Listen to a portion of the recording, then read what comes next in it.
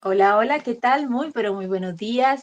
Les saludamos a todos y cada uno de ustedes, los que nos acompañan en este precioso espacio, en este espacio apartado, como ves, el año bíblico 2026.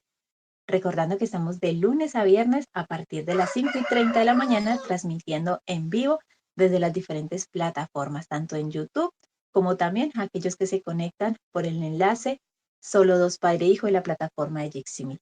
Así que, bueno, sean todos bienvenidos. Gracias por estar ahí.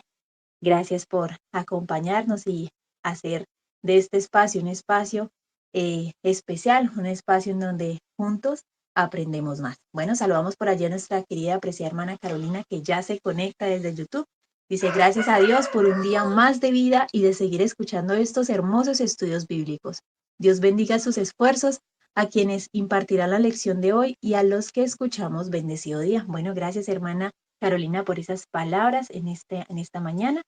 Así que bueno, vamos a iniciar recordando lo que estudiamos el día de ayer con nuestro querido y apreciado hermano Henry Acuña, desde Colombia, titulado Decisiones, el capítulo 27 de Samuel. Allí realmente vimos una de las decisiones eh, no tan sabias de nuestro querido hermano David, que en cierta manera pues no esperó en la promesa, en el llamamiento y en el ungimiento que el Señor ya había dado por medio de Samuel, sino que prefirió irse, volverse a los filisteos y bueno, allí cometió realmente, bueno, hizo grandes hazañas allí estando en tierra de los filisteos. Así que bueno, como las decisiones en cierta manera eh, repercuten o afectan en nuestras vidas cuando no eh, pedimos dirección divina.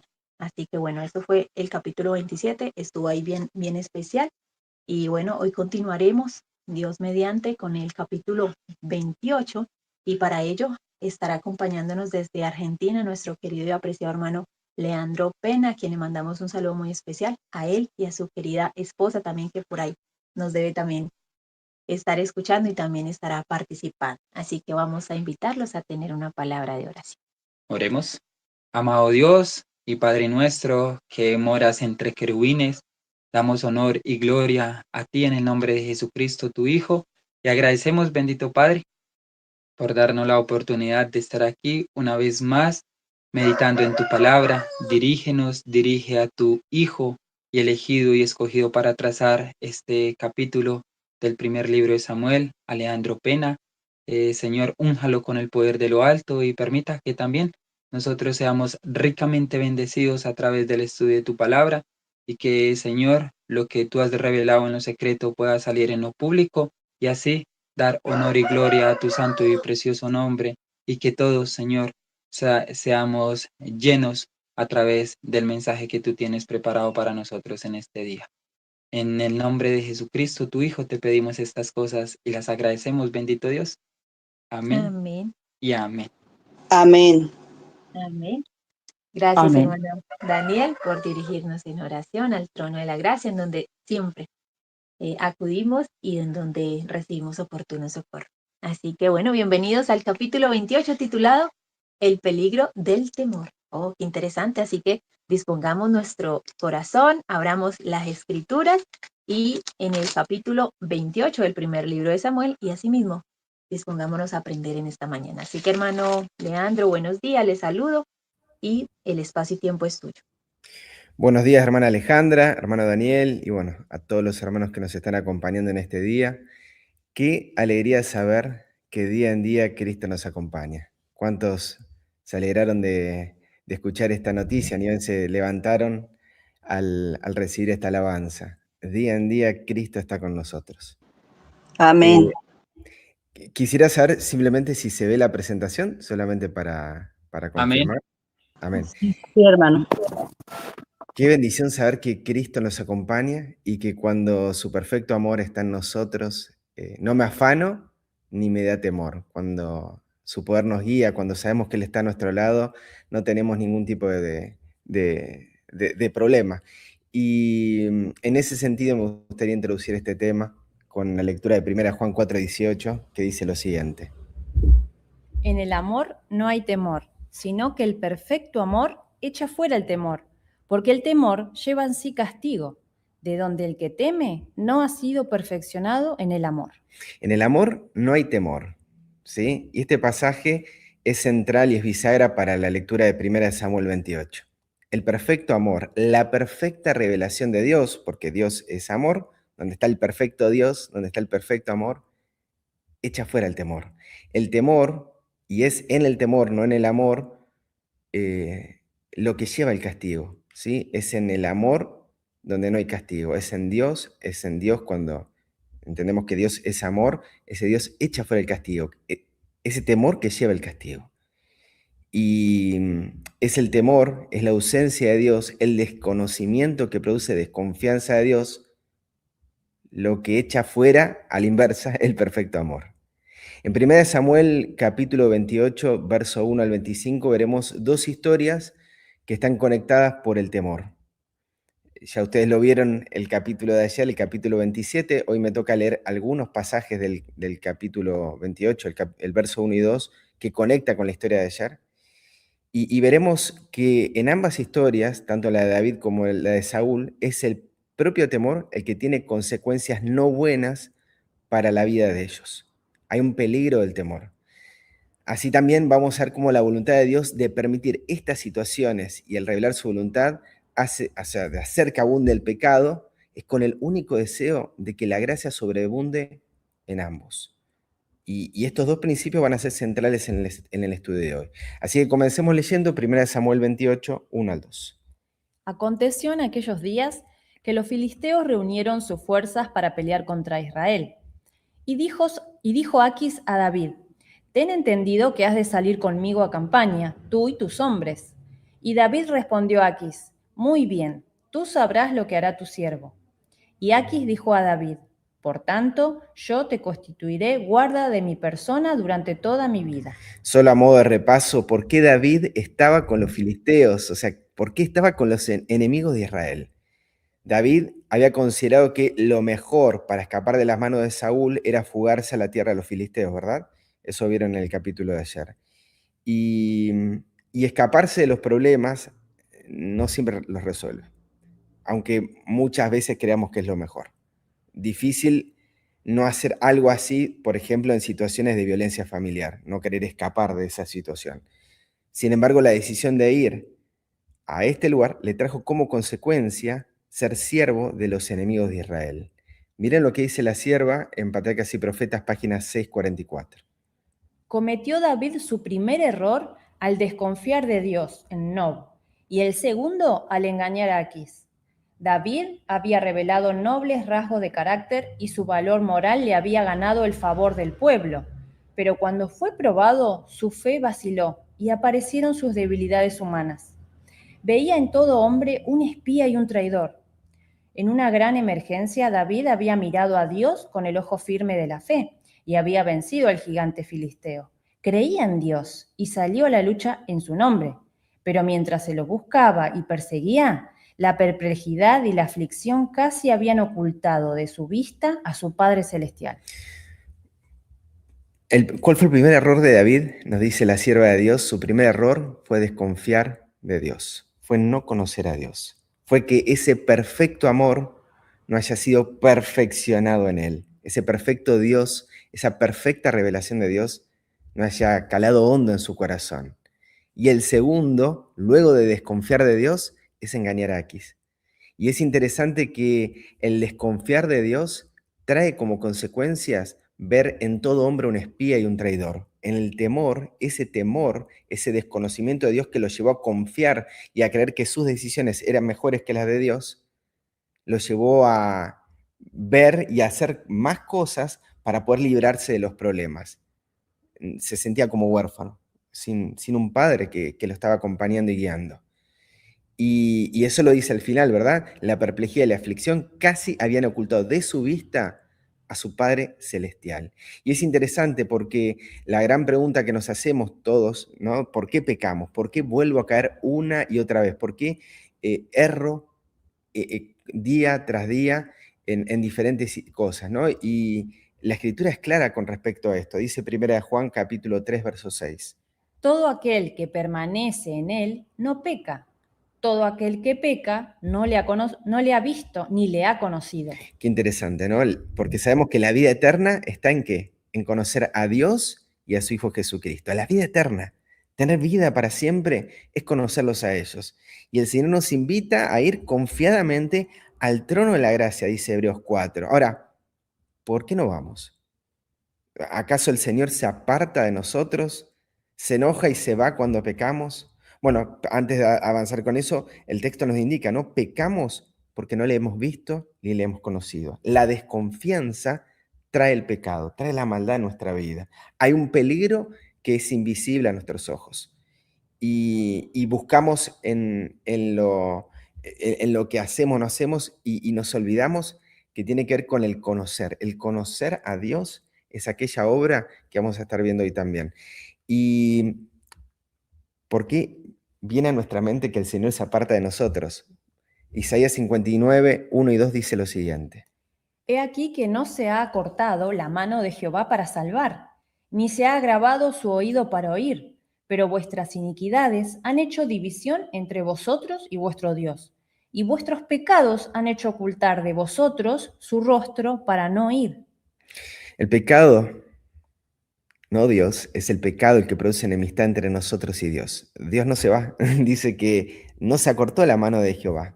Imaginemos ahí Dios estirando la mano, ¿sí? Y buscando alcanzar nuestra mano todos los días, día en día. He aquí, no se ha cortado la mano de Jehová para salvar, ni se agravó su oído para oír. Él hoy está deseoso de escuchar tu voz. ¿Podés creerlo eso? ¿Puedes creer que tenés un Padre que hoy no acortó también su mano de voz, ni agravó su oído para oír? Pero ¿por qué nosotros recibimos de nuestro Padre el llamado de vengan confiadamente? ¿Por qué nos tiene que decir que vayamos confiadamente? Hay enemistad en nuestro corazón. No le creemos a Dios, no creemos que podemos ir confiadamente a Él cuando pecamos y caemos. Y es que tenemos dos errores. El primero es el desconocimiento que tenemos de Dios y el segundo, el desconocimiento que tenemos de nuestra maldad, de nuestro pecado. Nuestra maldad, nuestro pecado produce enemistad, produce una división entre nosotros y Dios, y lo que hace el pecado es ocultar de nosotros su rostro para no oír. No podemos ver a Dios. La maldad produce esto. Pero volviendo a la historia de Aquis, vemos a este Aquis dándole no una invitación, sino una orden en esta historia. Dice, ten entendido que has de salir conmigo en campaña. ¿Y por qué le da esta orden? En el capítulo 27, en el verso 9 al 11, vamos a encontrar que la costumbre de David en aquellos tiempos era herir a todo ser vivo que habitara en la zona sur de Israel, entre tantos otros enemigos. Pero él lo hacía de tal manera que no supiesen que fuese él, dice el pasaje. Sin embargo, de esa manera empezó a mostrar fidelidad a sus enemigos. Y nosotros creemos que podemos hacer algo para vencer el mal. Podemos creer que podemos sacar alguna ventaja de esto. Y Pedro nos dice en 2 de Pedro capítulo 2, verso 19, Porque el que es vencido por alguno es hecho esclavo del que lo venció. nosotros podemos ignorar que podemos jugar con el pecado. Sin embargo, el apóstol Pedro es claro al decir de que si alguno es vencido por alguno, es hecho esclavo del que lo venció. Adán fue vencido por Satanás y Satanás, Lucifer, ¿verdad? Satanás se constituyó en Dios de este mundo, en príncipe de esta tierra. Fue hecho esclavo del que lo venció. Y Pedro, escritor de este libro, sabía lo que eso significaba. Sabía que negar a su maestro podía ser una buena jugada para evitar ser descubierto, ¿sí? El decir palabras o cosas que no aparentara ser un hijo de Dios. Así también nosotros podemos creer que transigir con el pecado, ignorando que nos hemos vuelto, podemos creer que estamos transigiendo con el pecado y no pasa nada, ignorando que nos volvimos esclavos del pecado. Y Jesús nos dice en Juan capítulo 8, verso 34, lo siguiente. Jesús les respondió, de cierto os digo, que todo aquel que hace pecado, esclavo es del pecado. Nosotros ignoramos esta gran verdad que Jesús declara claramente. El que hace pecado es esclavo del pecado. Y es este mismo pecado, y no Dios, quien le quita la vida a Jesús. Dice Isaías 53, 4 al 5. Ciertamente llevó Él nuestras enfermedades y sufrió nuestros dolores, y nosotros le tuvimos por azotado, por herido de Dios y abatido. Mas Él herido fue por nuestras rebeliones, molido por nuestros pecados. El castigo de nuestra paz fue sobre Él, y por su llaga fuimos nosotros curados. Todos estos temas que estoy mencionando ahora los vamos a ver al final. Y este asunto de que Él fue herido por nuestras rebeliones es lo que a nosotros nos da vida. La herida de Él, el que Él reciba nuestros pecados, el que sea molido por nuestros pecados es lo que a nosotros nos da vida. Sin embargo, nuestro pensamiento es que Él fue herido por Dios y abatido. Nosotros creemos que Dios estaba enojado con Jesús, que Dios mató a Jesús, pero fueron nuestros pecados los que lo mataron, no fueron los clavos, no fue la lanza, fue Dios. Y sin embargo nosotros ignoramos que es la maldad lo que mata al malo. Ignoramos que el pecado como señor de esclavos, dice Romanos 6, dará su paga, que es muerte. Jesús nos muestra en la cruz el fin de los impíos. Nos está mostrando qué va a pasar con aquellos que elijan ese destino para que no seas engañado, para liberarte del temor de la muerte, nos dice Hebreos 2, 14 y 15. Así también, como Pedro, podemos recibir la mirada de Jesús. Y con el único propósito, Jesús lo mira, dice el texto, no para decirle nada, no para condenarlo. Jesús lo mira a Pedro en aquel momento de juicio hacia su persona, para buscarlo a Pedro, para rescatarlo, para hacerle recordar sus palabras a su mente, y también Jesús nos mira con el único propósito de hacernos recordar sus palabras. Él no nos juzga, pero sus palabras nos juzgan, dice Juan capítulo 12. Con el único propósito, como dice Romanos 5:20, con el único propósito, Él introduce la ley, Él introduce su palabra, Él nos hace recordar esas palabras en nuestra mente para revelar nuestra condición, para que el pecado abunde, con el propósito, con el único fin de que sobreabunde la gracia. Y como Pedro, llorar amargamente por lo que nuestro pecado le hizo y hace constantemente a nuestro Señor. Dice la sierva de Dios en Patriarcas y Profetas, página 645. Todo fracaso de los hijos de Dios se debe a la falta de fe. Cuando las sombras rodean el alma, cuando necesitamos luz y dirección, debemos mirar hacia el cielo. Hay luz más allá de las tinieblas. David no debió desconfiar un solo momento de Dios. Tenía motivos para confiar en Él. Era el ungido del Señor, y en medio de los peligros había sido protegido por los ángeles de Dios. Se le había armado de valor para que hiciera cosas maravillosas. Y si tan solo hubiera apartado su atención de la situación angustiosa en que se encontraba, habría pensado en el poder y la majestad de Dios. Habría estado en paz aún en medio de las sombras de la muerte. Habría podido repetir con toda confianza la promesa del Señor, porque los montes se moverán y los collados temblarán, pero no se apartará de ti mi misericordia, ni el pacto de mi paz se romperá. ¿Cuál es el gran peligro que tenemos como hijos de Dios? Todo fracaso de los hijos de Dios se debe a la falta de fe. Todo fracaso. ¿Y fe en qué? Nos dice, tenían motivos para confiar en Él. Él era el ungido de Dios. Y tanto el problema de David como el nuestro es olvidarnos, es no tener fe, es no creer que somos ungidos de Dios, que somos hijos amados de nuestro Padre. El gran problema es olvidarnos que tenemos un Padre en los cielos que nos ama. Y su mirada, esa mirada de ternura de Jesús a Pedro, así también a cada uno de nosotros, nos invita a volver nuevamente a casa. El propósito de Jesús como nuestro hermano mayor es llevarnos nuevamente a nuestro Padre Celestial que está esperando que volvamos como hijos pródigos. Ahora, vemos también la historia de Saúl. Y la historia de Saúl está relatada en este capítulo con un mismo propósito que aparece de forma salvífica en el Nuevo Testamento. Así como hay un Pedro que fue probado, así como un David, porque vemos en Salmo 51 y vemos en la experiencia de David que todas estas situaciones los llevaron a conocer más profundamente el amor misericordioso de Dios, y en Romanos capítulo 4 esto lo destaca el apóstol Pablo respecto a lo que es la justificación por la fe, el entender de que Dios no toma en cuenta su pecado, así como hay un Pedro, hay un Judas, que también tuvo las mismas oportunidades que Pedro.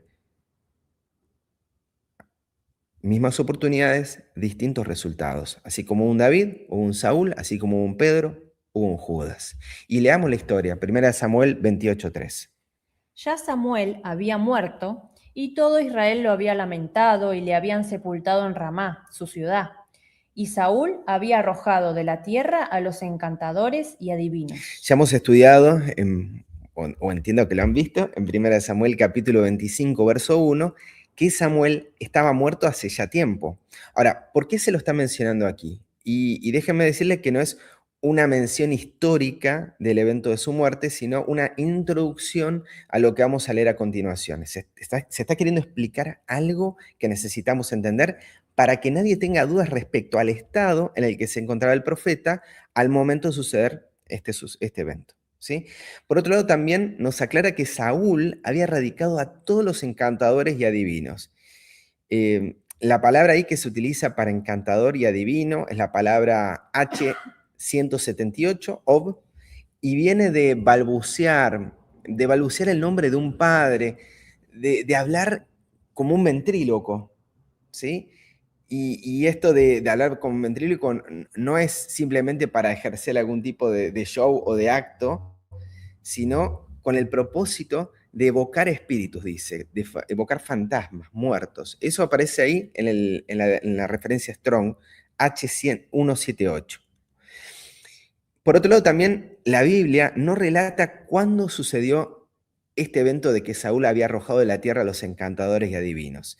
Y me llamó la atención que el comentario bíblico adventista agrega algo que obviamente está en la suposición, pero me pareció interesante. Dice, algunos piensan que tal vez fue en los comienzos, esto de que expulsó a los encantadores y adivinos, que fue al comienzo de su reinado, pero otros sugieren que esta medida fue tomada cuando Saúl se encontró poseído por un mal espíritu y que así esperaba liberarse de la causa y de todas sus dificultades. Y esto me llamó la atención. Él estando mal, teniendo un mal espíritu, recuerdan que David tocaba el arpa, tocaba música para liberarlo de esa situación, y él estaba angustiado por ese mal espíritu que tenía dentro, habiendo experimentado el Espíritu de Dios y habiendo profetizado con los profetas de Dios, él estaba angustiado por esto. Y así como Saúl, dice el comentario, esperaba liberarse a través de arrojar encantadores y adivinos de este mal espíritu, me pregunto cómo nosotros esperamos liberarnos de un mal espíritu. Jesús dice en Juan 8:36, Así que, si el Hijo os libertare, seréis verdaderamente libres. es solamente el Hijo de Dios el que nos puede hacer libres. ¿Hay una obra que hacer? Claro. Y le preguntaron a Jesús, Jesús, ¿qué tenemos que hacer? Mostrame. Tengo que ir lejos, muchos kilómetros, tengo que hacer alguna gran peregrinación, un gran sacrificio. Y cierta vez le preguntaron esto a Jesús y Jesús contestó lo siguiente. Entonces le dijeron, ¿qué debemos hacer para poner en práctica las obras de Dios? Respondió Jesús y les dijo, esta es la obra de Dios, que creáis en el que Él ha enviado. No es que no hay obra que hacer, no es que en el nuevo pacto no hay ninguna obra que hacer, hay una obra a la que se nos llama. Ellos le preguntaron, ¿qué debemos hacer para poner en práctica las obras de Dios? ¿Qué tengo que hacer para guardar el sábado? ¿Qué tengo que hacer para, etcétera, etcétera, etcétera? Y por lo general nosotros decimos, bueno, quiero tener una vida sana, etcétera, y empezamos a usar los agentes naturales, pero nos olvidamos del primer punto, de lo inicial. ¿Qué debemos hacer? Esta es la obra de Dios. No dice, esta es parte de la obra de Dios. No, esta es la obra de Dios. Que crean en el que Él ha enviado. Hay una obra que debemos hacer y es creer en el que Dios envió.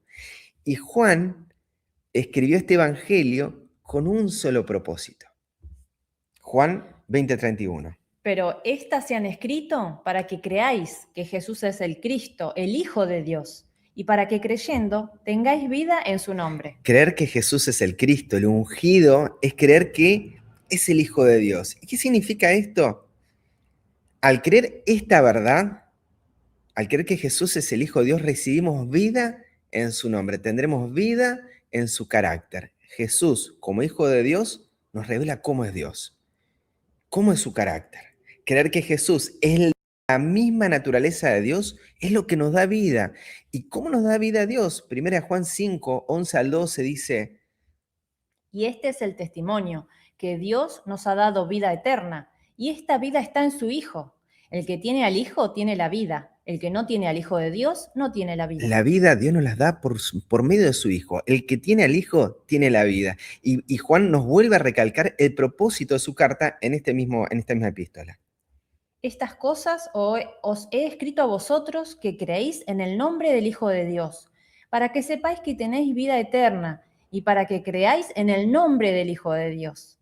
Y esta es la confianza que tenemos en Él, que si pedimos alguna cosa conforme a su voluntad, Él nos oye. Y si sabemos que Él nos oye en cualquier cosa que pidamos, sabemos que tenemos las peticiones que le hayamos hecho.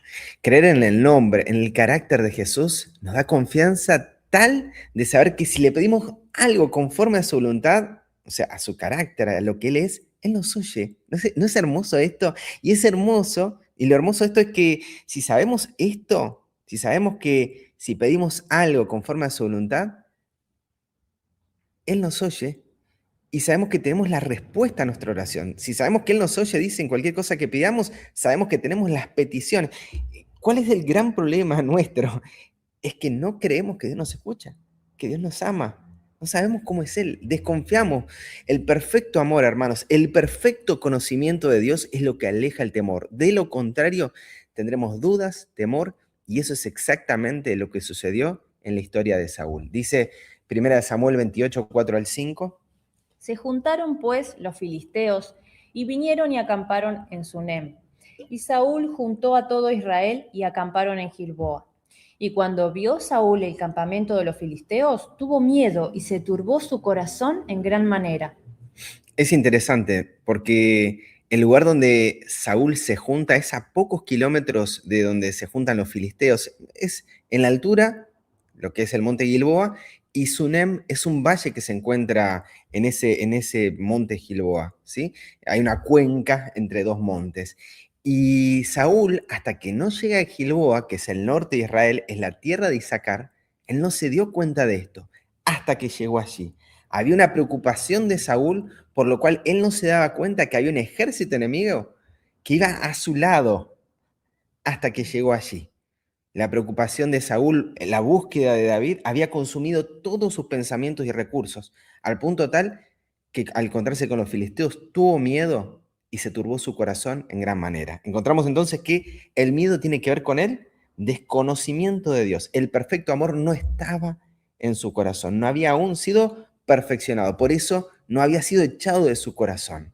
Y es interesante también que el monte Gilboa va a ser utilizado en la Escritura a partir de allí en un símbolo de donde la presencia de Dios es escasa, como dice 2 Samuel 1:21. Montes de Gilboa, ni rocío ni lluvia caiga sobre vosotros, ni seáis tierras de ofrendas, porque allí fue desechado el escudo de los valientes, el escudo de Saúl, como si no hubiera sido ungido con aceite. La sierva de Dios lo utilizará en sus sermones como un símbolo de aquellos que predican un mensaje, pero rechazaron el mensaje que Dios había dado en 1888. Ella dijo que esos sermones que se predicaron en esos tiempos eran sin Cristo, eran secos como el monte de Gilboa. Y vemos que este símbolo proviene de aquí, de un lugar, de un punto tan alejado al que había ido Saúl, donde la lluvia, el rocío no caía, donde el escudo de los valientes había sido desechado, la protección de ellos había sido desechada. El escudo de David, como si no hubiera sido ungido con aceite, un símbolo del Espíritu Santo. Ahora, ¿qué ocurre cuando Saúl ve el campamento de los filisteos? Dice que tuvo miedo, ¿verdad? Pero, ¿cómo llegó Saúl a estar en esa situación? Lo comenté recién, hace un momentito, pero me gustaría que leamos esta cita y pensemos de causa-efecto. Dice lo siguiente, Patriarcas y Profetas, página 663. El rey estaba muy angustiado. Su propio odio irracional, al incitarle a destruir al escogido de Dios, había envuelto a la nación en tan grande peligro. Mientras se había empeñado en perseguir a David, había descuidado la defensa del reino. Los filisteos, aprovechándose de su condición desamparada, habían penetrado hasta el mismo corazón del país. Mientras Satanás instaba a Saúl a que empleara toda su energía para perseguir a David, su mismo espíritu maligno había inducido a los filisteos a que aprovecharan la oportunidad de labrar la ruina de Saúl y derrocar al pueblo de Dios. Cuán a menudo usa la misma política y el mismo procedimiento el gran enemigo. Trabaja sobre un corazón falto de consagración para encender la envidia y la lucha en la iglesia. Y luego, aprovechándose de la condición dividida en que está el pueblo de Dios, mueve a sus agentes para que labren la ruina de dicho pueblo.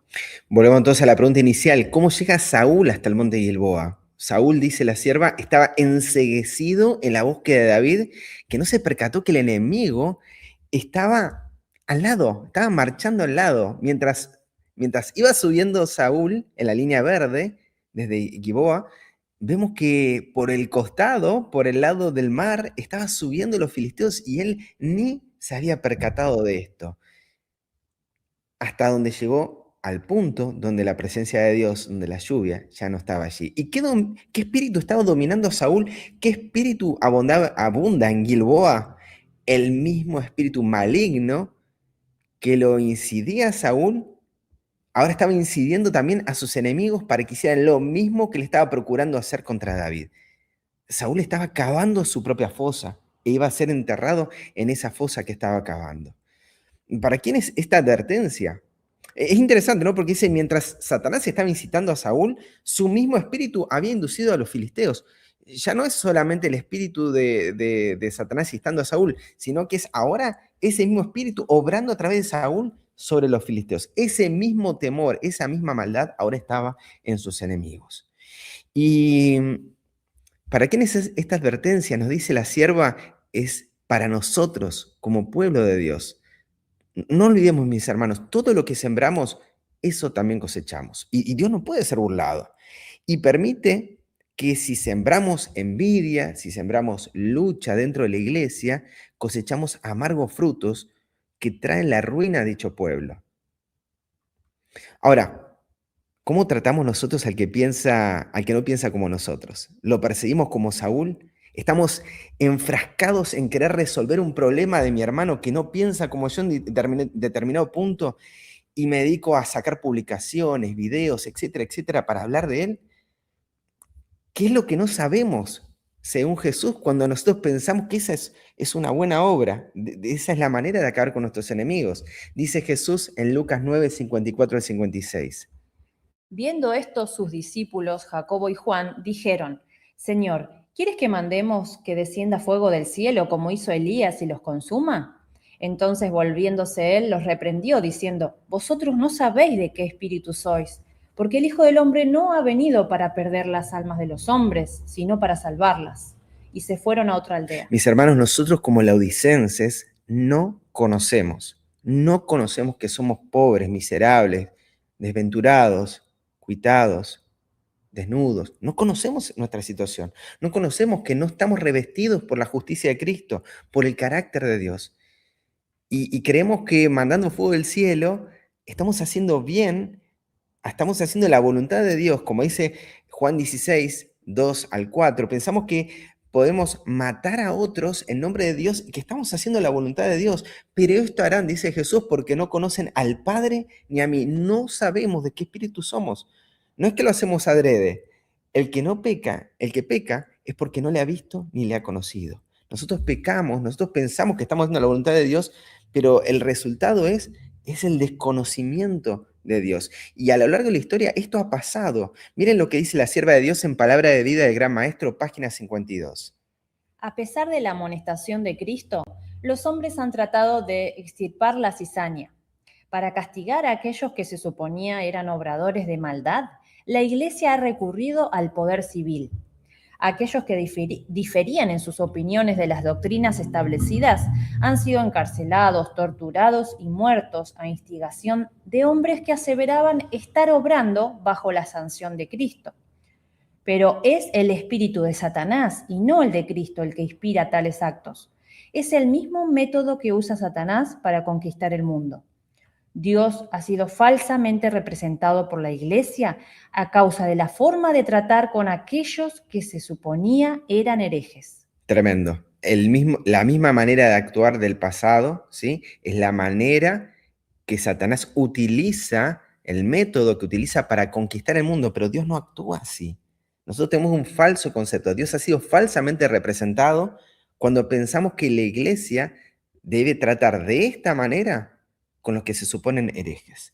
Pero no sabemos que esta, de la misma manera que Saúl pensaba que persiguiendo al hereje David era la manera en que iba a conseguir la voluntad, hacer la voluntad de Dios, no sabemos que esto está trayendo su propia perdición. ¿Qué ocurre entonces con Saúl? ¿Reconoce su condición? ¿Entiende el temor como un diagnóstico dado por el Señor para que busque en él misericordia? 1 Samuel 28:6 dice. Y consultó Saúl a Jehová, pero Jehová no le respondió, ni por sueños, ni por Urim, ni por profetas. Es interesante también que Jesús relata una historia de un hombre también rico como Saúl que pide que Dios le hable a su familia. Lucas 16, 27 al 28. Entonces le dijo, te ruego pues, padre, que le envíes a la casa de mi padre, porque tengo 5 hermanos para que les testifique, a fin de que no vengan ellos también a este lugar de tormento. Le está pidiendo que le envíe un mensaje el rico, en la historia del rico y Lázaro, le está pidiendo mandales a la casa de mi padre, decirles qué es lo que tienen que hacer para que no vengan a este lugar. ¿Y qué le responde, bueno, en este caso, Abraham en esta historia? Y Abraham le dijo, Lucas 16, 29. Y Abraham le dijo, a Moisés y a los profetas tienen, óiganlos. Muchos se preguntan por qué Dios no me habla hoy a mí. Y podríamos pensar que lo único que se nos ofrece es la palabra de Dios, un libro. Pero Pablo da gracias por la actitud de los tesalonicenses en cuanto a lo siguiente. 1 Tesalonicenses 2:13. Por lo cual, también nosotros sin cesar damos gracias a Dios, de que cuando recibisteis la palabra de Dios que oísteis de nosotros, la recibisteis no como palabra de hombres, sino según es en verdad la palabra de Dios, la cual actúa en vosotros los creyentes. ¿Creemos en esto? Hoy podemos escuchar la voz de Dios tan claramente como en el pasado si la recibimos con fe, no como palabras de hombres, no como un libro, sino como la palabra de Dios, la voz de Dios, la palabra viva que actúa en nuestra vida. ¿Y cuál fue el pedido del rico? Dice Lucas 16:30, y escuchen. Él entonces dijo, no, padre Abraham, No, padre Abraham, pero si alguno fuere a ellos de entre los muertos, se arrepentirán. Mas Abraham le dijo, si no oyen a Moisés y a los profetas, tampoco se persuadirán, aunque alguno se levantare de los muertos. hay un deseo de recibir una respuesta sobrenatural cuando el hombre rechaza la palabra de Dios, cuando el hombre rechaza oír la voz de Dios en su palabra. El rechazo a los medios empleados por Dios es reemplazado por la búsqueda en otras fuentes.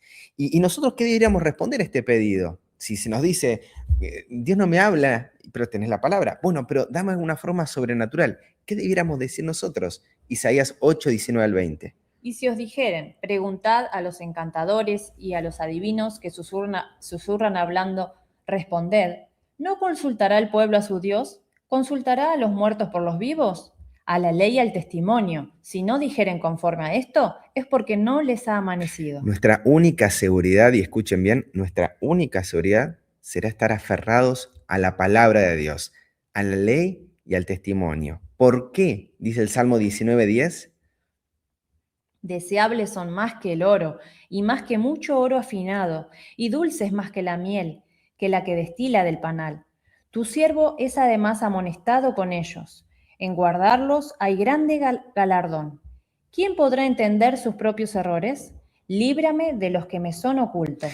No solo son deseables, perfectos, que convierten el alma, hacen sabio al sencillo, alegran el corazón, alumbran los ojos. Además, dice el texto, el siervo es amonestado con ellos. Hay recompensa en guardarlos, en atesorarlos en el corazón.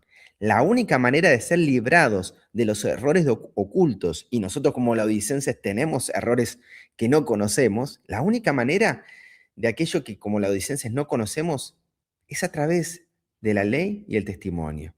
Y esto mismo se repite en la historia de Saúl. Patriarcas y Profetas, página 664. Saúl no se volvió a Dios con humildad y arrepentimiento. Lo que él buscaba no era el perdón de su pecado ni la reconciliación con Dios, sino que se lo librara de sus enemigos. Por su propia obstinación y rebelión se había separado de Dios. No podía retornar a él sino por medio del arrepentimiento y de la contrición. Pero el monarca orgulloso, en su angustia y desesperación, decidió solicitar ayuda de otra fuente. ¿Por qué no se volvió Saúl a Dios? ¿Por qué? Porque no estaba buscando perdón, no estaba buscando reconciliarse con Dios. No entendía ese pecado oculto que había en su corazón, que es la enemistad que tenemos hacia Él. Y lo único que buscaba es ser liberado de sus enemigos, es resolver sus problemas. Olvidándonos de que nuestro gran problema es que no confiamos en Dios, que es el que echa fuera el temor, el temor que lleva en sí castigo. Y entonces, ¿qué hace Saúl? Solicita ayuda de otra fuente. ¿Y qué fuente eligió Saúl? 1 Samuel 28, 7 al 8. Entonces Saúl dijo a sus criados: Buscadme una mujer que tenga espíritu de adivinación, para que yo vaya a ella y por medio de ella pregunte. Y sus criados le respondieron: He aquí hay una mujer en Endor que tiene espíritu de adivinación. Y se disfrazó Saúl y se puso otros vestidos, y se fue con 2 hombres. Y vinieron a aquella mujer de noche, y él dijo: Yo te ruego que me adivines por el espíritu de adivinación y me hagas subir a quien yo te dijere. Tremendo. Saúl era el rey de Israel, no olvidemos esto. Saúl estaba claro respecto a cuál era la voluntad del Señor. Hay una ley en el libro de Deuteronomio, capítulo 17, que indicaba que el rey debía escribir en un libro una copia de la ley con un solo propósito. Dice Deuteronomio 17, 19 al 20. Y lo tendrá consigo y leerá en él todos los días de su vida, para que aprenda a temer a Jehová su Dios, para guardar todas las palabras de esta ley y estos estatutos, para ponerlos por obra, para que no se eleve su corazón sobre sus hermanos, ni se aparte del mandamiento a diestra ni a siniestra, a fin de que prolongue sus días en su reino, él y sus hijos en medio de Israel. Honra a tu padre y a tu madre para que tus días se alarguen. Escribiendo el mandamiento podía aprender a temer a Jehová, podía honrar a su Padre Celestial, podía dar un ejemplo al pueblo de cómo honrar al rey, él honrando a Dios, honrando su voluntad, que había escogido también a su ungido, y con el propósito de que no se eleve su corazón sobre sus hermanos, a fin de que prolongue sus días en su reino. La sierva de Dios dice en Patriarcas y Profetas, página 665. La confianza en Dios y la obediencia a su voluntad eran las únicas condiciones bajo las cuales Saúl podía ser rey de Israel. Si hubiera cumplido con estas condiciones durante todo su reinado, su reino habría estado seguro, pero Dios habría sido su guía, el omnipotente su escudo. La confianza en Dios y la obediencia a su voluntad eran las únicas condiciones bajo las cuales Saúl podía ser rey de Israel. Por eso arranqué diciendo, en el perfecto amor no hay temor. En el perfecto amor, la confianza en Dios, y confiamos cuando lo conocemos, ¿verdad? Nosotros confiamos en una persona cuando la conocemos de verdad. La confianza y la obediencia eran las únicas condiciones. ¿Y qué uno podría preguntarse, ¿no? ¿Qué tiene de malo comer de tal manera? Bueno, es un gustito que te estás dando comer tal cosa, ¿verdad? ¿Qué tiene de malo ver un partido de fútbol un sábado a la tarde? Un par de horitas, nada, ya está terminando el sábado. Cuando vemos la ley como una serie de requisitos, como órdenes dadas por Dios, ignoramos que la ley está escrita a futuro.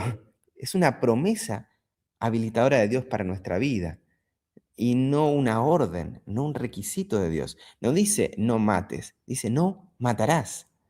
No dice no robes, no robarás. Son promesas de Dios. Sin embargo, hemos aprendido a verlas como órdenes de Dios. ¿Por qué? ¿Por qué hemos aprendido a verlas así? Porque hemos aceptado la mentira de la serpiente de que hay vida en nosotros, de que Dios nos dio la vida y tenemos vida en nosotros para siempre. Y en ese sentido, podemos optar si comemos de una manera u otra, si ver o no ver, si hacer o no hacer.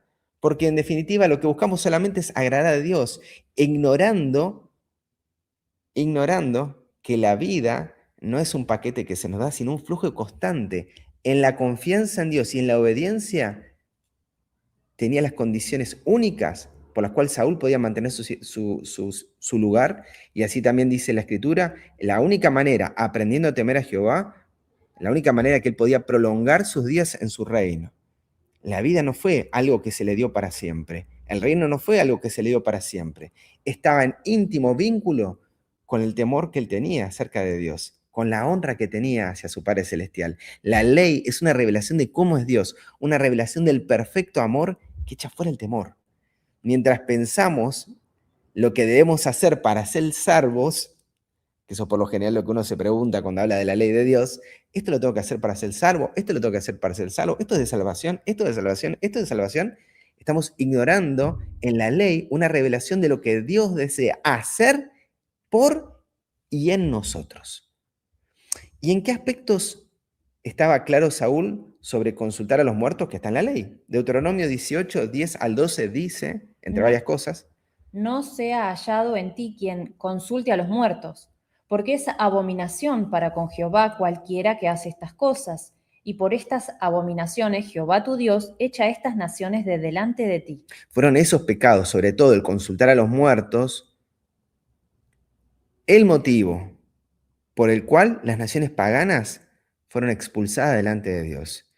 ¿Y por qué es tan peligrosa esta práctica? 1 Corintios 10:20 nos dice, Antes digo que lo que los gentiles sacrifican, a los demonios lo sacrifican, y no a Dios. Y no quiero que vosotros os hagáis partícipes con los demonios. toda adoración errónea, toda búsqueda errónea, por más sincera e inocente, toda diversión errónea, es una invitación a demonios. ¿Y cómo es posible que el ser humano ignore esto?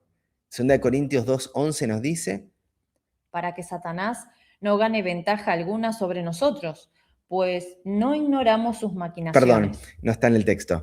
2 Corintios 11:14 dice, y no es maravilla porque el mismo Satanás se disfraza como ángel de luz.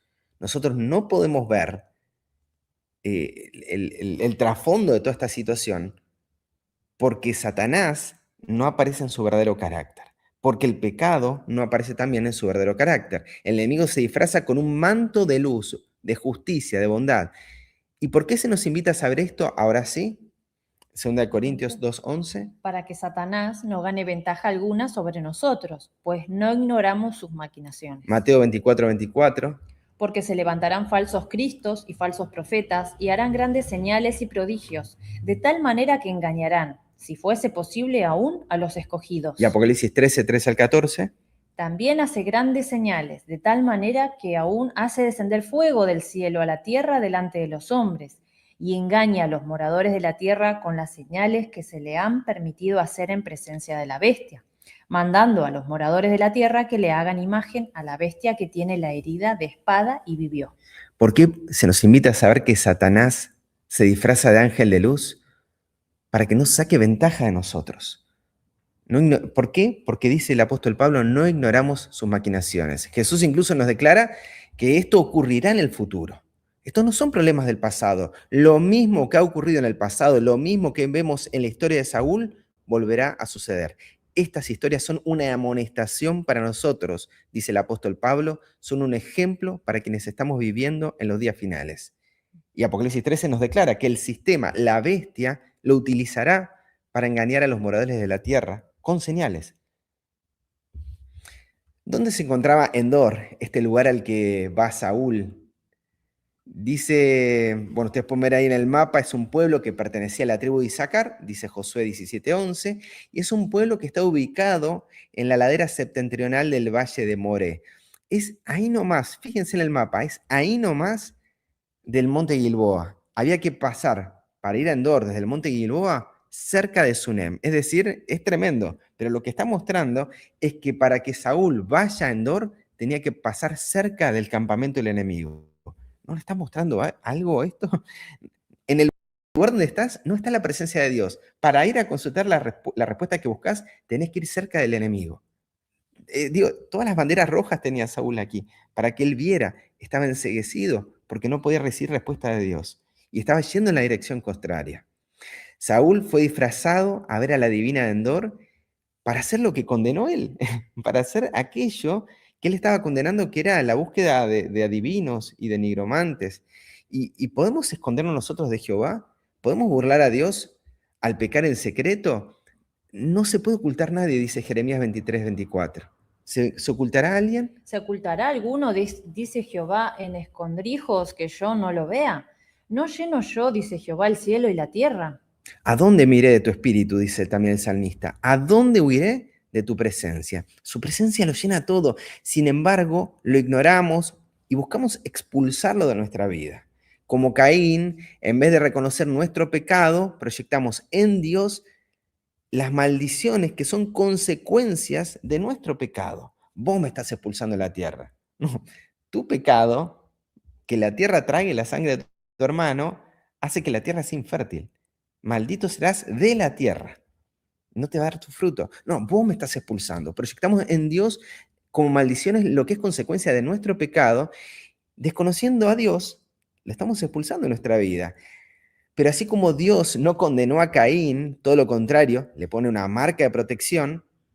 Sin embargo, así como Caín, Saúl estaba cerrando, a ver, en cada mensaje, un llamado a la misericordia.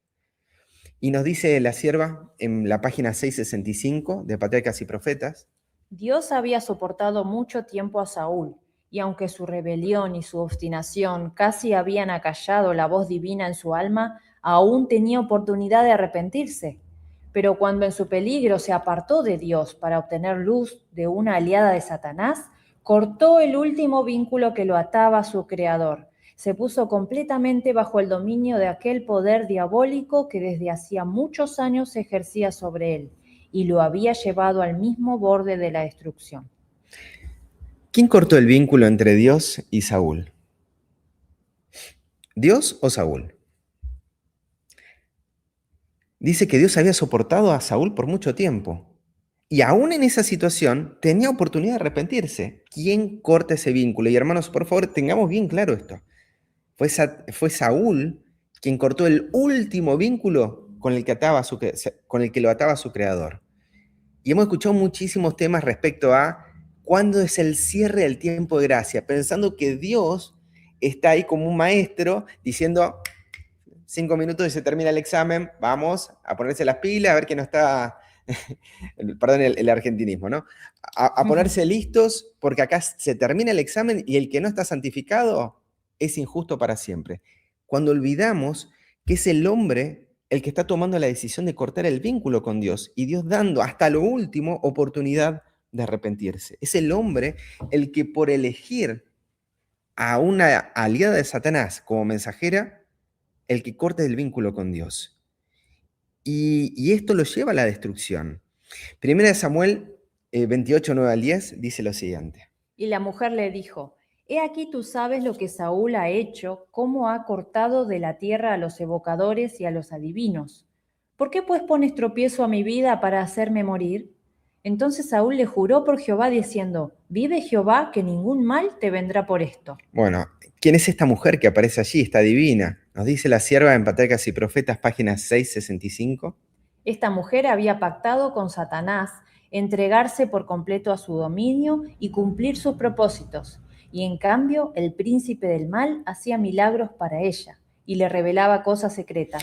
Y uno lee el texto de 1 Samuel 28, 9 al 10 y piensa que tal vez la mujer fue engañada o no entendía de quién estaba hablando. Pero la sierva de Dios arroja luz al respecto diciendo en la página 665, párrafo 3. La mujer sospechó que el visitante era Saúl y los ricos regalos que le ofreció reforzaron sus sospechas. Por eso la mujer estaba alertada sobre las consecuencias de ejercer su obra oscura. Ella estaba sospechando de que quien tenía al frente era alguien disfrazado, que no era una persona común. En los tiempos de Pablo también había quienes se dedicaban a la adivinación y obtenían ganancias de lo que hacían, ¿sí? Y vemos que Pablo, en su desagrado y lucha en contra, o sea, el desagrado y la lucha que tuvo Pablo en aquel tiempo no fue contra esta mujer que ejercía el arte de la adivinación.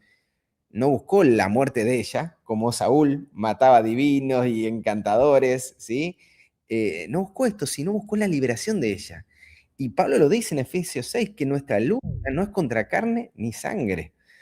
La misión de Cristo tampoco fue la de Saúl. La misión de Cristo fue, entre otras cosas, dice el texto de Isaías 42, 7, sacar de casas de prisión a los que moran en tinieblas Este fue el ministerio de Jesús y así también lo manifestó el apóstol Pablo. Y cuando el Espíritu del Señor esté sobre nosotros, seremos enviados también con la misma misión, dice Isaías 61:1.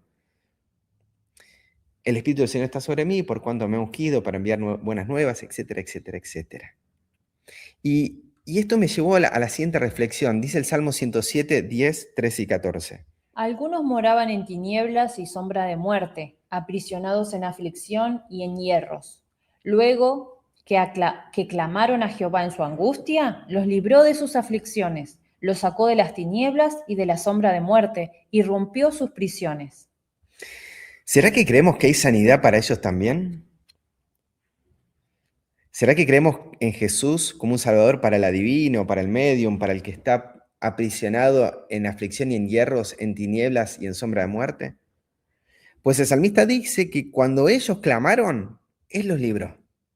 ¿Y cómo clamarán si no hay quien les predique, que les señale su nombre, su forma de ser? Ellos clamaron y los libró. Hay una búsqueda. Esta mujer que Pablo libró estaba también deseando esa búsqueda. Fue un problema para los dueños de esta mujer, porque se les cerró el negocio. Pero hay una necesidad que ellos tienen.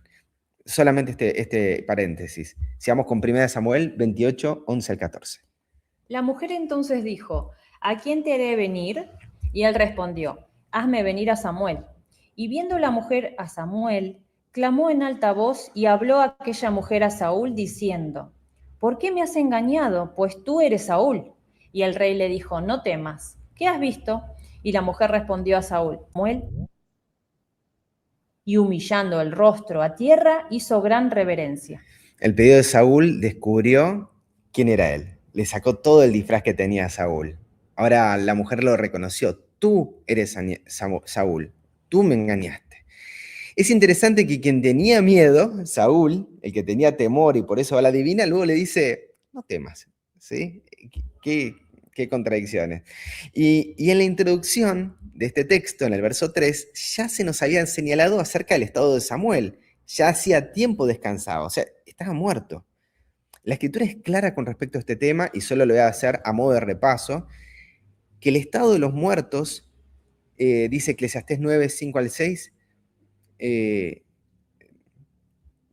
la escritura es clara con respecto al estado de los muertos. Lo leemos el texto. Porque los que viven saben que han de morir, pero los muertos nada saben, ni tienen más paga, porque su memoria es puesta en olvido. También su amor y su odio y su envidia fenecieron ya, y nunca más tendrán parte en todo lo que se hace debajo del sol. Todo lo que te viniere a la mano para hacer, hazlo según tus fuerzas, porque en el Seol a donde vas no hay obra, ni trabajo, ni ciencia, ni sabiduría. Es clara la escritura. Los muertos no saben, los muertos no tienen paga, su memoria es puesta en olvido, no recuerdan, no aman, no odian, no obran, no trabajan, no investigan, no vienen a cumplir misiones en esta tierra como las películas y el cine y la literatura nos ha enseñado. Entonces, si no, los muertos nada saben, si Samuel, su memoria fue puesta en olvido, si no tenía obras ni tareas que hacer Samuel porque está descansando, ¿quién es el que se le apareció allí a Saúl? El mismo texto lo declara. 1 Samuel 28:13 nos dice, ¿qué has visto? Y la mujer respondió a Saúl, he visto dioses que suben de la tierra. ¿de dónde suben estos dioses? Suben de la tierra. ¿Y dónde aparecen seres que suben de la tierra? Apocalipsis 9, 1, 3, 7 y 11. El quinto ángel tocó la trompeta y vi una estrella que cayó del cielo a la tierra, y se le dio la llave del pozo del abismo, y del humo salieron langostas sobre la tierra, y se les dio poder como tienen poder los escorpiones de la tierra. El aspecto de las langostas era semejante a caballos preparados para la guerra, en las cabezas tenían como coronas de oro, sus caras eran como caras humanas, y tienen por rey sobre ellos al ángel del abismo, cuyo nombre en hebreo es Abadón y en griego Apolión. En la quinta trompeta de Apocalipsis capítulo 9, se nos invita a considerar langostas con caras con formas humanas. Son seres que no son humanos, pero aparecen como tales. Y su misión, nos dice el capítulo, es destruir al ser humano que no tiene el sello de Dios. Y lo interesante es que estos salen del pozo del abismo, salen langostas sobre la tierra desde lo profundo, suben, ¿sí? Y tienen un rey sobre ellos al ángel del abismo. Y esto ya es clarísimo, esta referencia, independientemente de la interpretación profética que podamos tener, la referencia es clara que está haciendo mención a Satanás, al ángel del abismo, cuyo nombre significa el destructor. Abadón y Apolión en hebreo y en griego significan el destructor. Y lo acabamos de leer. No nos maravillemos. El mismo Satanás se disfraza como ángel de luz. Estas langostas aparecen con rostros humanos también en el tiempo del fin. Sus ministros, así como Satanás se disfraza como ángel de luz, sus ministros, sus servidores, Hebreos dice que los ángeles son espíritus ministradores, también los de Satanás son sus ministros, son sus servidores, ¿sí? Más allá de que no sirven como sirven los ángeles de Dios para salvación, sí tienen un servicio hasta que termine el milenio, ¿sí? Aparecen de la misma manera como ministros de justicia, cuyo fin será conforme a sus obras. ¿Quién fue Samuel? Patriarcas y Profetas, página 666. No fue el santo profeta de Dios el que vino, evocado por los encantamientos de la pitonisa. Samuel no estuvo presente en aquella guarida de los espíritus malos. Aquella aparición sobrenatural fue producida solamente por el poder de Satanás. ¿Le resultó tan fácil asumir entonces la forma de Samuel como tomar la de un ángel de luz cuando tentó a Cristo en el desierto? ¿Y qué mensaje le trajeron a Saúl? Recuerden que lo que vio fueron dioses, ¿sí? Por eso digo, ¿qué mensaje le trajeron a Saúl? Dice 1 Samuel 28, 15 al 16. Y Samuel dijo a Saúl: ¿por qué me has inquietado haciéndome venir? Y Saúl respondió: estoy muy angustiado, pues los filisteos pelean contra mí, y Dios se ha apartado de mí, y no me responde más, ni por medio de profetas, ni por sueños. Por esto te he llamado, para que me declares lo que tengo que hacer. Entonces Samuel dijo: ¿y para qué me preguntas a mí si Jehová se ha apartado de ti y es tu enemigo? Qué interesante, ¿no? Porque parece Samuel molesto. ¿Por qué me despertaste? ¿Por qué vengo acá? ¿Sí? Estaba molesto porque se le invitó a venir. Qué diferente, ¿no? A los mensajeros de Dios, que están interesados en poder ayudar a sus hijos. Acá ya vemos algo raro. Y luego, Saúl, después de que se reconoce que va el angustiado porque Dios no le responde, ¿qué le declaran los demonios? Le dicen: ¿por qué me preguntas a mí? Si Jehová se ha apartado de ti y es tu enemigo. ¿Qué le declaran? Que Dios se apartó de él y él es su enemigo. ¿Y se aparta Dios de nosotros? Claramente no. Ya lo vimos al principio, que la mano de Dios no se acortó para salvar, ni se ha grabado su oído para oír. Son nuestros pecados los que hacen división, no Dios. Dios no se aparta de nosotros. Es nuestro pecado lo que nos separa, lo que oculta su rostro de nuestra vida para el que no lo podamos oír. Y al ocultar el propósito de Dios, el propósito, perdón, del enemigo, es que lo veamos como un enemigo, que entendamos que Jehová se apartó y es nuestro enemigo. El plan del enemigo es claro, dice 2 Corintios 4:4.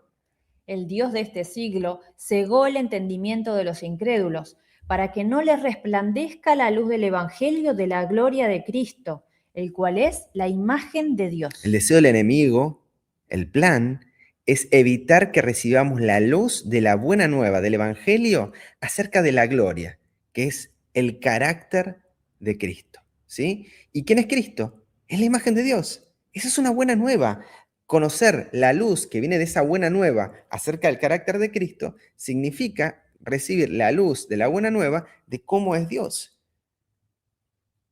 Y recibir a Cristo, recibirlo como la imagen de Dios, nos libera del pecado. O sea, nos libera de esta enemistad que tenemos contra Dios. Sin Cristo vemos a Dios como nuestro enemigo. Y Satanás lo único que hizo en esta historia fue reforzarle esa idea a Saúl.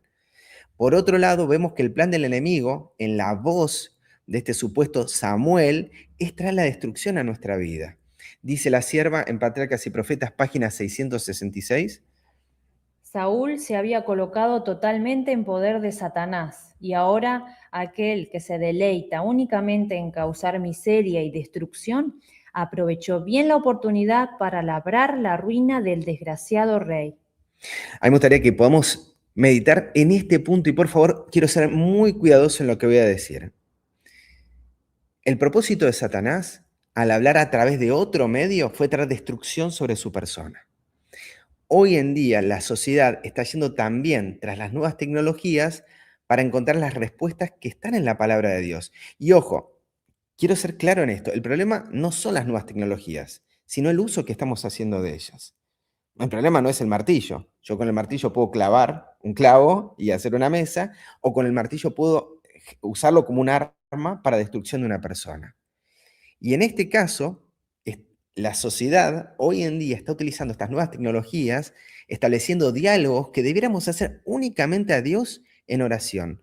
Hoy en día, muchos, y lo voy a poner acá en las noticias, hoy muchos fueron llevados a cometer actos que atentan la vida de otro o la propia vida por recomendación de lo que dice la inteligencia artificial, que lo único que hace es adularte y tratar de conformar al usuario. Dice, por ejemplo, el diario Zinc, dice, cuando la última conversación es con una máquina, los riesgos de recurrir a la IA es en una crisis suicida.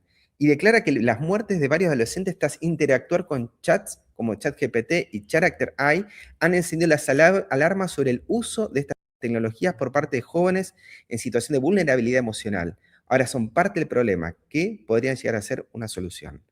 El problema, nuevamente, no es el ChatGPT, no es Géminis, no es Grok, no es la inteligencia artificial. El problema es que se está recurriendo a la IA en casos donde debiéramos recurrir a Dios. Otro diario, el diario El País de España. ¿Por qué la IA da recomendaciones de suicidio a la gente? El uso de chatbot como apoyo emocional reabre el debate sobre la responsabilidad de las plataformas. La Voz, Salud Mental, estudios revelan inconsistencias en bot de IA al abordar consultas sobre suicidio. Otro diario, la BBC News, quería que ChatGPT me ayudara, entonces, ¿por qué me aconsejó cómo suicidarme? Este es de la National Geographic. Psicosis inducida por IA. ¿Cómo una charla con un bot puede poner en riesgo tu salud mental? Más información sobre y ustedes lo pueden buscar, está en internet. Euronews, el peligro de los chatbots, cómo la IA puede afectar la salud mental. ¿Se puede culpar, dice The New York Times, se puede culpar a la IA del suicidio de un adolescente?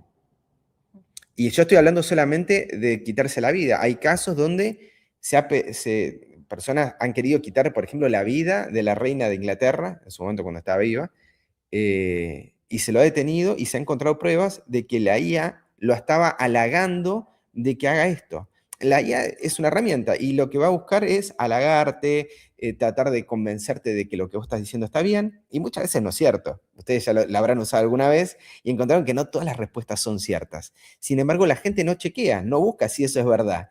Y si la persona no tiene otro círculo y no escucha otra voz, y lo único que escucha es esa voz, se va a ir cerrando su pensamiento al punto tal, como vemos aquí, de gente que se quita la vida.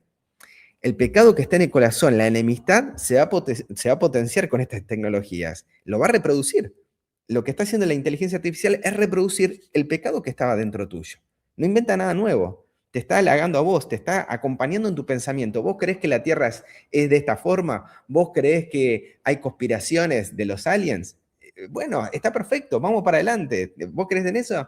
Adelante. ¿Vos creés que el presidente de tu país es un reptil? Vamos para adelante con esa idea, está perfecto. ¿Vos creés que para solucionarle hay que quitarle la vida? Vamos para adelante. Este es el pensamiento que está introduciendo una herramienta, pero lo único que está haciendo es potenciar lo que está. Y Satanás, como ángel de luz, solo trajo a luz lo que había en el corazón de Saúl, sus sospechas. Lo que estaba haciendo Satanás a través de Samuel era presentarle la enemistad que había en Saúl. No le reveló nada nuevo. Le trajo ese ministerio de condenación. Ahora, veamos lo que dice la sierva, página 667. A través de toda su carrera de rebelión, Saúl había sido halagado y engañado por Satanás. La inteligencia. Lo halagaba y lo engañaba. ¿Para? Es tarea del tentador empequeñecer el pecado, hacer el sendero de la transgresión fácil y agradable, cegar la mente de las advertencias y las amenazas del Señor. Satanás, por su poder hechicero, había inducido a Saúl a justificarse en desafío de las reprensiones y advertencias de Samuel. Pero ahora, en su extrema necesidad, se volvía contra él, presentándole la enormidad de su pecado y la imposibilidad de esperar perdón y llevarlo a la desesperación. No podría haber elegido una mejor manera para destruir su valor y confundir su juicio, o para inducirle a desesperarse y a destruirse él mismo. Tremendo. El plan del enemigo: halagarte, engañarte, empequeñecer el pecado, hacerlo agradable, cegar la mente a las advertencias de Dios. ¿Para qué? Para después mostrarte: vos sos un gran pecador. Mirad qué hiciste, tremendo, no hay vuelta atrás para lo que vos hiciste. Tu pecado es tan grande que no puede ser perdonado. Génesis 4:13. Es el plan de Dios liberarnos de esta condición, dice Hechos 26:18. Para que abra sus ojos, para que se conviertan de las tinieblas a la luz y de la potestad de Satanás a Dios, para que reciban por la fe que es en mí perdón de pecados y herencia entre los santificados. Así como el poder de Dios, su luz, es que recibamos perdón y herencia como hijos suyos, el poder de Satanás, lo contrario, sus tinieblas, es que no hay perdón, que solo hay castigo y que no sos heredero, no sos valioso. Tu vida no vale nada, tenés que alcanzar ese fruto para ser como Dios. El plan de Dios es abrir los ojos a esta realidad y su plan es verlo tal cual como es en Jesús. Sigamos. 1 Samuel 28, 17 al 19. Jehová te ha hecho como dijo por medio de mí, pues Jehová ha quitado el reino de tu mano y lo ha dado a tu compañero David. Como tú no obedeciste a la voz de Jehová ni cumpliste el ardor de su ira contra Amalec, por eso Jehová te ha hecho esto hoy. Y Jehová entregará a Israel también contigo en manos de los filisteos. Y mañana estaréis conmigo tú y tus hijos. Y Jehová entregará también al ejército de Israel en mano de los filisteos. La historia de 1 Samuel 14 y 15, que ya ustedes la estudiaron, era el ministerio de condenación permitido por Dios para despertar a Saúl. Dios no quiere sacrificios, sino misericordia. Sin embargo, proyecta las locuras del corazón de Saúl al pedir la propia cabeza de su hijo que había comido miel en las demandas contra el rey Amalec. Ahora, también, como Caín, estos demonios le están atribuyendo a Dios todo lo que estaba pasando y no al pecado de Saúl. Dice el texto: Jehová te ha hecho esto hoy. El pecado no te mata, no te arruina, es Dios el que te está haciendo todo esto. Y a esto me gustaría que veamos el final del verso 19, que los demonios le están diciendo algo que es sumamente peligroso. ¿Qué ocurriría cuando Dios lo entregara por sus pecados? Mañana, Saúl, tranquilo, vas a estar conmigo y con tus hijos. ¿Y dónde se encontraba este supuesto Samuel? A los ojos de Saúl estaba salvo, estaba inquietado por los pedidos del rey, pero él estaba salvo, según esta visión, ¿no? Nuevamente se repite la mentira: no moriréis. Tu pecado no te condena. Aunque vos consultes a los muertos y mueras en batalla, te vas a salvar. No pasa nada, tu pecado no te mata. No mató al Hijo de Dios. Es Dios el que hace eso, no el pecado. Esta creencia es la que abre la puerta al universalismo.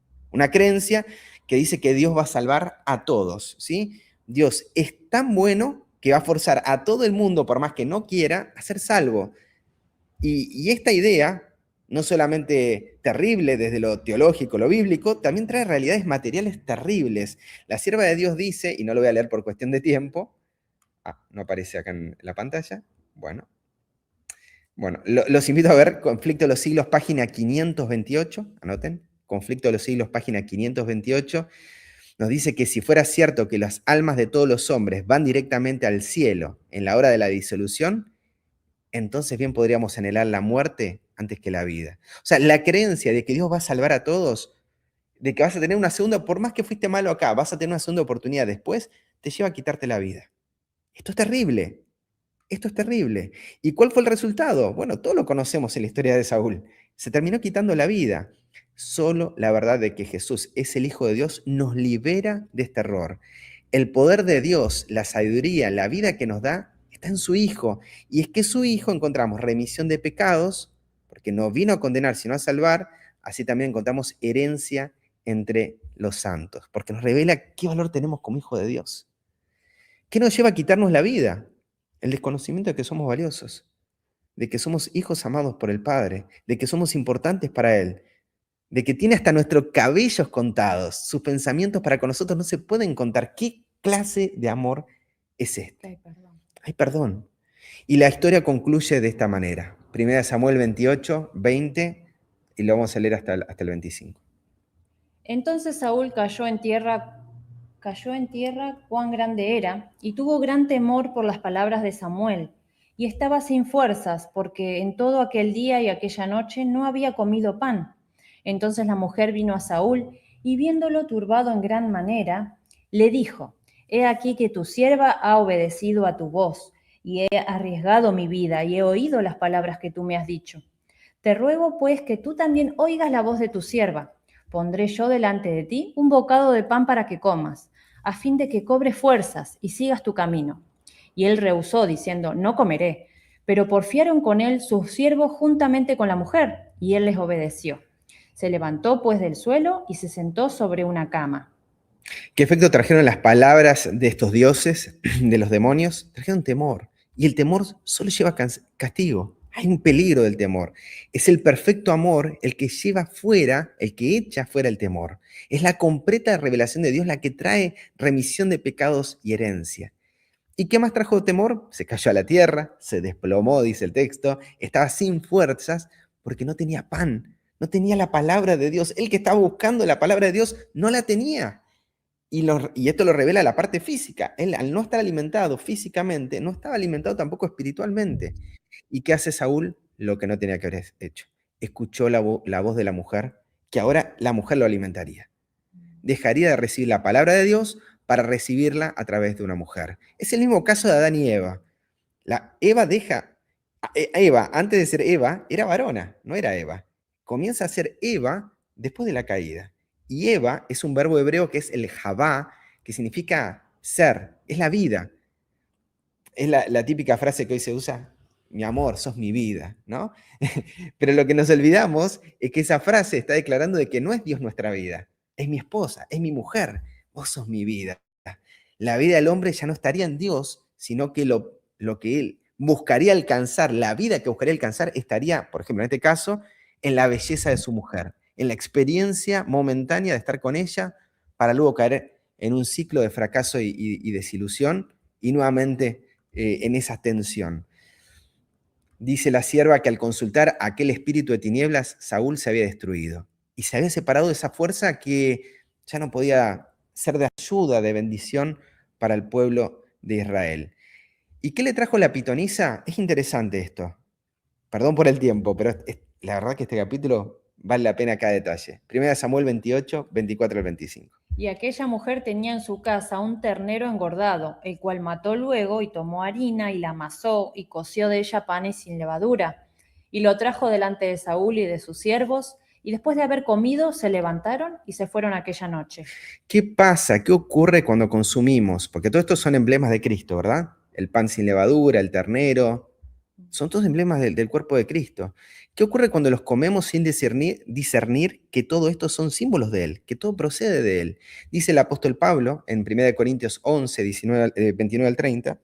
Porque el que come y bebe indignamente sin discernir el cuerpo del Señor, juicio come y bebe para sí. Por lo cual hay muchos enfermos y debilitados entre vosotros, y muchos duermen. No reconocer el cuerpo de Cristo en lo que comemos, en lo que bebemos, trae juicio para nosotros. Y dice el apóstol Pablo que este es motivo de enfermedad, de debilidad y de muerte entre vosotros, entre nosotros como pueblo de Dios. Hay cosas que no conocemos y es la palabra la que nos muestra aquellos horrores ocultos que tenemos dentro de nosotros. La sierva de Dios es clara al afirmar de que nadie santo o pecador come su alimento diario sin ser nutrido por el cuerpo y la sangre de Cristo. Y que la cruz de Cristo está entampada en cada pan, en cada alimento. Dios hace sagradas las provisiones de nuestra vida diaria. El pan, la harina, no viene sino de haber molido el trigo. El vino no viene sino de haber machacado la uva. El aceite no viene sino de haber machacado las aceitunas. En todo alimento hay cruz. Hay un proceso de cruz, de exprimirlo, de espretujarlo para que nosotros recibamos vida. Y es interesante esto porque la verdad, dice la sierva de Dios, que niegan los espiritistas, es reconocer a Cristo como el Hijo de Dios. ¿Y por qué niegan los espiritistas que Jesús es Hijo de Dios? Esa es la gran pregunta, no simplemente una cuestión teológica. La pregunta es, ¿por qué ellos niegan la verdad de que Jesús es Hijo de Dios? Vayamos a quienes les dieron esta idea, que son los demonios, los ángeles caídos.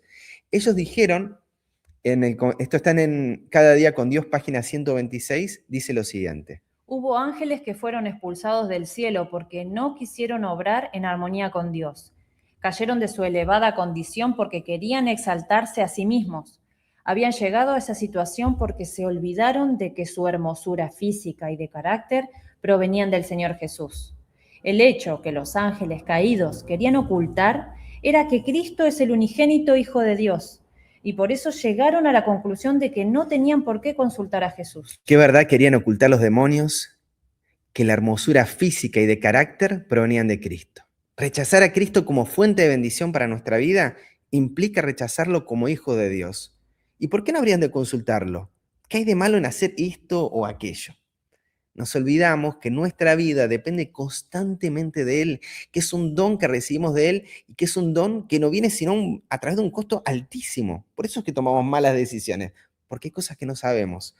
Hoy la sociedad ignora la cruz de Cristo.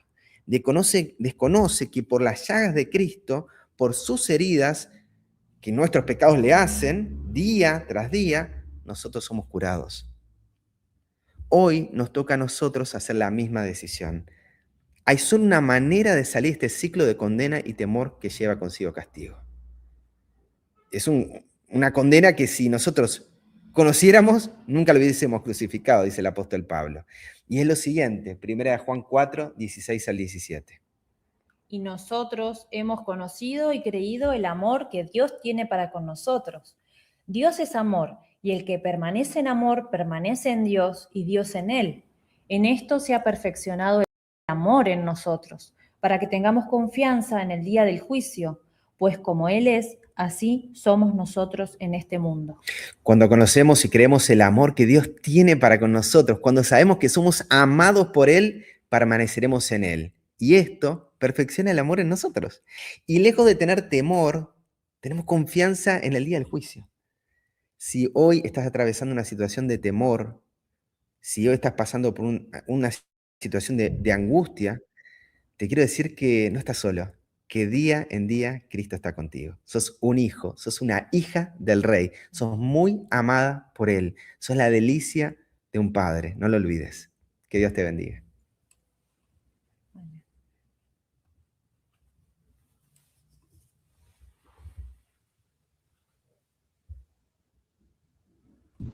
Amén. Gracias, hermano, muy hermoso. Amén, gloria a Dios. Bueno, gracias, hermano Leandro y Pamela, por la participación en esta mañana con este precioso capítulo que es tremendo realmente el proceder cuando no se confía en el Señor y cuando no se busca de Él. Así que por favor nos podrían finalizar allí en oración. Claro, los invito a orar. Querido y amoroso Padre que estás en los cielos, estamos muy agradecidos, Señor, por nuevamente estar en tu presencia. Agradecidos, Padre, porque no hay lugar en el que podamos escondernos de ti. Porque sabemos que cuando tu rostro amanece en nuestros corazones es para iluminar nuestra vida, para hacer revelar aquellas cosas que no conocemos con el único deseo, nos herís con el único propósito de restaurarnos, de curarnos de la enemistad que tenemos hacia vos, Señor. Y te damos las gracias porque aún en esta revelación, aún en este capítulo, en esta historia tan triste, Señor, que tiene un final tan triste, tan lamentable, nos estás también amonestando a nosotros. Podríamos estar pensando de que esta es una historia para otros, para gente que está en el mundo, para la gente que está en decisiones equivocadas en la vida, y es cierto también, Señor, pero hay cosas que no conocemos, Padre, y que ignoramos, y que no vemos, Señor, que estamos, al rechazándote a ti, Señor, estamos amando la muerte, estamos buscando nuestra destrucción. Padre, gracias por amonestarnos nuevamente con la historia de Saúl. Gracias, Padre, por recordarnos de que en el perfecto amor no hay temor, de que en la vida de tu Hijo no hay miedo, hay remisión de pecados, hay liberación de aquello que nos tenía esclavizados y hay nuevamente una restauración de nuestra identidad y valor como hijos tuyos. Padre, gracias porque nuevamente nos estás diciendo a cada uno, sos mi hija amada, sos mi hijo amado. Gracias, Padre, por nuevamente colocarnos ahí en el seno con Jesús, para escuchar esa palabra de que somos tu delicia. Bendícenos, Padre, con esta bendición celestial y acompáñanos, Padre, para también ser canales de bendición para otros, de los cuales hacemos acepción de personas, pero vos amás muchísimo y les querés también revelar este amor. En el nombre de Jesús, agradezco por este ministerio hermoso a mis hermanos, bendícelos, así también a cada uno de los que está participando. Amén, Señor. Amén. Amén. Gloria a Dios. Gracias por tan preciosa oración. Así que bueno, esto fue el capítulo 28 de este primer libro de Samuel, titulado El peligro del temor. Y bueno, voy a leer por aquí algunos de sus mensajitos que nos dejan. Gracias a todos por acompañarnos. Por aquí, permítame un momento. Por aquí bueno, voy a saludarlos así rápidamente. A Mónica, saludos. Nos dice, hola, buenos días desde Córdoba, que tengan un bendecido día. Bueno, gracias, Mónica, Dios te bendiga. A Carlos Pereira también nos dice bendiciones, hermanos. Martín, bueno, nos dice buen día. Saludos a cada uno de los presentes. Bueno, gracias ahí por estar conectados. Carolina nos dice, nunca tiene que pasemos eso. Bueno, también nos dice Angie Mendoza, nos dice buen día, bendiciones hermanos, queridos, saludos. Bueno, saludos a la hermana Angie también que nos acompaña. Dice Carolina, si creemos en el Hijo de Dios, seguramente no. Seguiremos sus pisadas y cada vez nos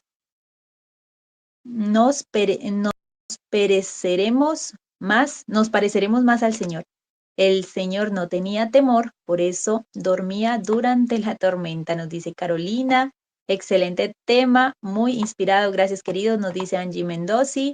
Carolina nos dice, Saúl no estaba consciente de su necesidad espiritual, pero al no obedecer perdió toda oportunidad y vivió constante en temor. Y bueno, eso es lo que de alguna u otra manera, pues, lo que genera cuando nos apartamos del Señor. Y bueno, eso lo hemos podido ver en la vida de Saúl, ¿verdad? Bueno, por aquí nos dicen, todo el que se aparta de Dios vive en temor. Así es. Angie Mendoza nos dice tal cual, mi hermano, las tecnologías son hoy tristemente usadas para destrucción. Los jóvenes necesitan adultos amorosos, padres cristianos que los escuchen. Al no existir esto, se suicidan hoy. Sí, qué tremendo y qué bueno que allí también, aún durante el tema, pues lo traía a la actualidad, que en cierta manera, pues, no son las herramientas, porque las herramientas pues están a disposición de todos, solamente somos nosotros que las utilizamos tanto para bien o para mal, así que podamos darle una buena utilidad a estas herramientas. Dice por allí Angie, también dice, han puesto un ídolo en lugar de Dios. Carolina nos dice, Saúl persiguió a David y después reconoció que era mejor que él. El que se aparta y no obedece vive en temor. No podemos soltarnos de la mano de Dios. Así es, nos dice Carolina, amén. Y bueno, saludo muy especial por allí para la señora Gloria. Nos dice, buenos días. Gracias por el análisis del mensaje que Jehová nos dejó y que debe estar presente en nuestro camino por este mundo. Así es, gracias señora Gloria, un abrazo para ti, para toda la familia, nos dice feliz día, hermanos en la fe. Creo que no tenemos más mensajitos, así que bueno, esto ha sido un capítulo muy especial. Salud. Vamos a finalizar en esta mañana y bueno, los invitamos para que puedan estar mañana muy conectados con nosotros a partir de las 5:30 de la mañana, ahí presentes y bueno, gracias Leandro, gracias Pamela por su participación, Dios les bendiga también en todo lo que hacen. Así que los apreciamos y los queremos mucho y les mandamos un gran abrazo a todos los que nos escuchan y posterior a esta grabación estarán, por supuesto, ahí escuchándonos durante el día. No olviden darle like, comentar, suscribirse si no lo han hecho y, por supuesto, darle a la campanita para que puedan recibir las notificaciones de cada vez cuando estemos en vivo. Dios les bendiga y día en día Cristo está conmigo. Así que aceptemos esa realidad en nuestras vidas. Bendiciones.